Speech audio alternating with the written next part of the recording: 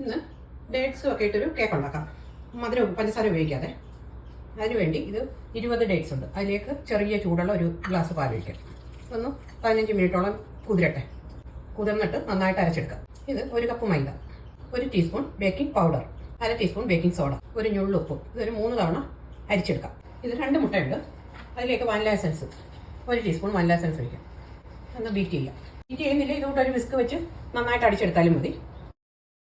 അതിലേക്ക് ഒരു 2 table spoon vegetable oil, sunflower oil, ഈ ഡ്രൈ ഇൻഗ്രീഡിയൻറ്റ്.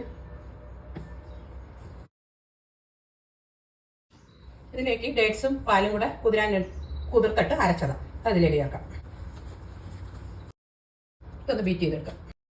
ഇത് ബീറ്റ് ചെയ്തെടുക്കും. ഇതുപോലെ ഒരു കേക്ക് ടിന്നിലേക്ക് ഒഴിക്കാം. ബട്ടർ പേപ്പർ വെച്ച് ബട്ടർ തേച്ചാണ് അതിലേക്ക് ഒഴിക്കാം. ഇനി ഇതൊന്ന് ടാപ്പ് ചെയ്യാം. മൈദയ്ക്ക് പകരം ഗോതമ്പ് ഉപയോഗിച്ചാലും മതി. ഇന്ന് സ്റ്റൗവിലാണ് ഈ കേക്ക് ഉണ്ടാക്കുന്നത്, ഓവനിലാണ്.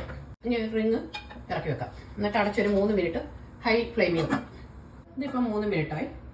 ഇറക്കി ഇതിൽ വെക്കാം. അടച്ചു വെക്കാം. ആദ്യം ഒരു ഹൈ ഫ്ലെയിമിൽ ഒരു 2-3 മിനിറ്റ് ഇട്ട് കഴിഞ്ഞു. പിന്നെ ഒരു മീഡിയം ഫ്ലെയിമിൽ വെച്ച് ഒരു 30 മിനിറ്റ് വെക്കാം, മീഡിയം ഫ്ലെയിമിൽ.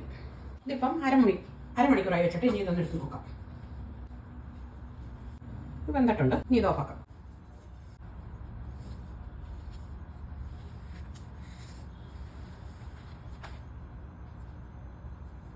നല്ല സോഫ്റ്റ് ആയിട്ടുള്ള കേക്ക്.